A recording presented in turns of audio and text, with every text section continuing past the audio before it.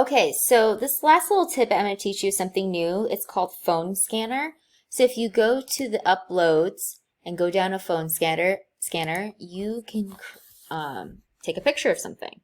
So your phone becomes a scanner. You just use the QR code. And this could be a great way of your students to take pictures of themselves if they have a cell phone and upload and give a little description on themselves. So I'm just going to show you how you can do it. And you'll see a photo being uploaded in just 1 second. There it is. And you can they can resize it, they can add a picture to it, and write something about it. Another way we can use this tool is if for, let's say, last second you're like, you know what, I want my students to read this article, but it's in a book, and I don't know how to get it to them fast enough. So you take a picture of whatever you need,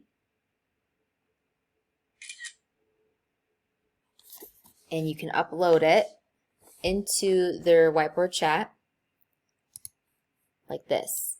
And then if they want them to annotate it, I can select it and I can lock it, and then now students can do any sort of annotation. They can take notes on it. You know, a group could do something with it. So this is just another fun way of using the phone scanner. So hopefully this helped you and you were able to utilize it in your own classroom.